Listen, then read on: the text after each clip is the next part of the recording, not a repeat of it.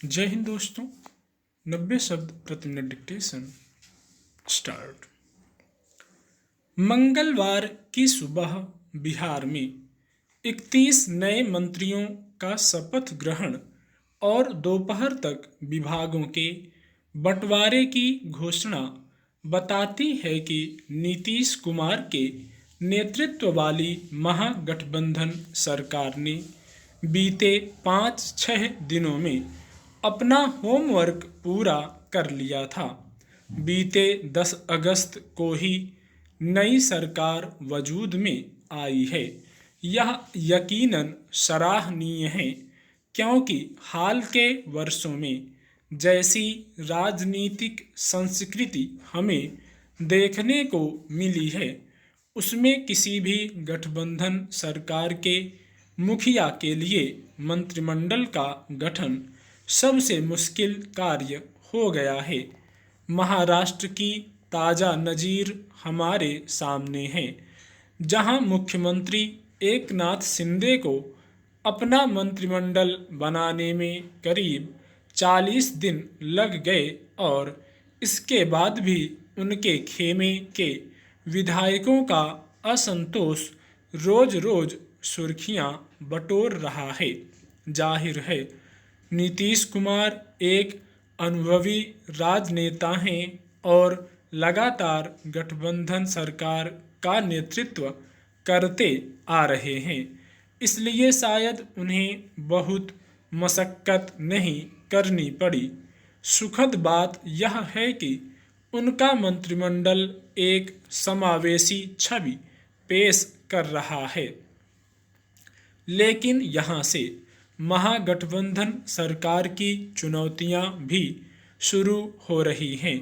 सबसे पहले तो सत्ता से बेदखल हुई भाजपा अब प्रतिपक्ष की भूमिका में अधिक आक्रामक रूप से नई सरकार की किसी चूक पर हमलावर होगी।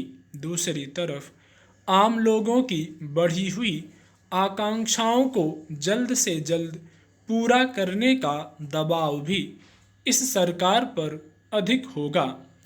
मुख्यमंत्री ने स्वतंत्रता दिवस के मौके पर 20 लाख नौकरियां व रोजगार देने का जो ऐलान किया है, वह एक बहुत बड़ी घोषणा है।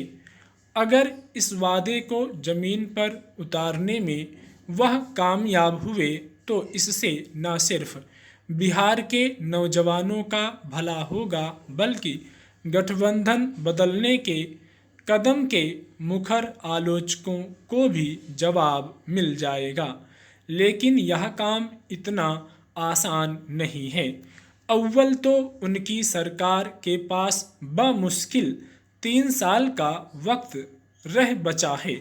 दूसरा, तमाम सरकारी विभागों की रिक्तियों को भरने के लिए राज्य सरकार को भारी आर्थिक संसाधन की दरकार होगी। बदली राजनीतिक स्थितियों में वह केंद्र से उदार सहयोग की अपेक्षा नहीं कर सकती। इसलिए इस सरकार के सभी मंत्रियों को अपने अपने विभाग में एक ऐसी कार्य संस्कृति लानी पड़ेगी जिसमें न सिर्फ त्वरित फैसले हो सकें, बल्कि उनकी तमाम योजनाएं रोजगारोन्मुख हों। सत्तारूढ़ महागठबंधन में शामिल पार्टियों की नई सियासी गोलबंदी 2024 के आम चुनाव से प्रेरित है, मगर इन दलों को मुगालते में नहीं रहना चाहिए कि शासन के स्तर पर ठोस प्रदर्शन किए बगैर वे सिर्फ सामाजिक गठजोड़ की बदौलत कामयाब हो जाएंगे।